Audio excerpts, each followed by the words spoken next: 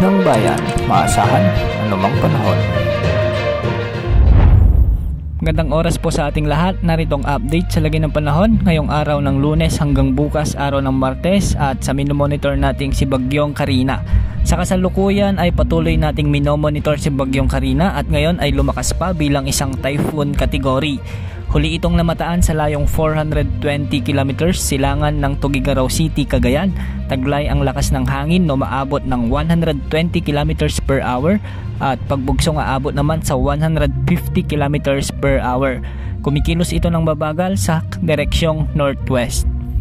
Sa ngayon nakataas ang signal number 1 sa Batanes, sa silangang bahagi ng mainland Cagayan kasama ang eastern portion ng Babuyan Islands at ang northeastern portion ng Isabela. Ang mga lugar na nabanggit ay makararanas ng malalakas na pagbugso ng hangin at pag-ulan sa susunod na 36 na oras. Ayon sa Pag-asa, patuloy itong magpapatuloy ng pagkilos pahilaga hanggang bukas at kikilos ng hilagang kanluran sa mga susunod pang mga araw. Posible nitong daanan ang Ryukyu Island ng Japan hanggang sa maglandfall ito sa eastern China. At dahil ito ay isa ng typhoon category dahil sa favorable environment ng karagatan, asahan na mas lalakas pa ito sa mga susunod na forecast. Base sa mga forecast models, hindi naman nakikita na maglalandfall ang bagyo sa anumang bahagi ng ating kalupaan hanggang sa makalabas ito ng ating area of responsibility. Para sa mga pag-ulan na dulot nito at ng southwest monsoon, asahan na magiging maulan sa malaking bahagi ng bansa ngayon hanggang sa darating na araw ng Huwebes.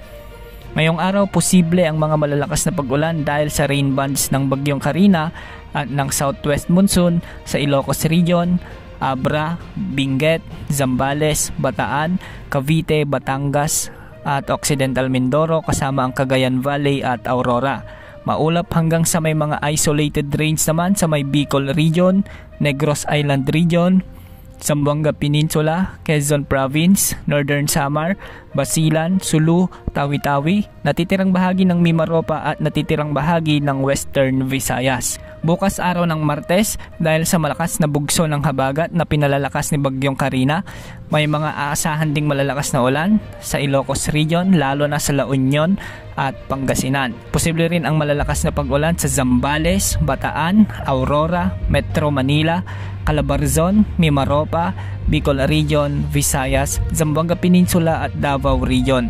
At sa araw ng Miyerkules kung saan nasa malapit na ito ng ating area of responsibility o malapit sa Batanes at mas strategic ang lokasyon o posisyon nito para manghila ng habagat, asahan ang mga malalakas pa ring pag-ulan sa may La Union, Pangasinan, sa Ilocos Sur, Abra, Benguet, Apayao, Nueva Vizcaya, Quirino, Isabela, Central Luzon, Metro Manila, Calabarzon, Mimaropa, Bicol Region, Western Visayas at northern portion ng Samar. Pinag-iingat po natin ang ating mga kababayan sa nasabing lugar sa banta ng pagbaha at pagguho ng lupa, kaya mag-antabay sa mga susunod na updates. Yan ang update sa lagay ng panahon. Ito po ang weather update ng bayan, maaasahan anumang panahon.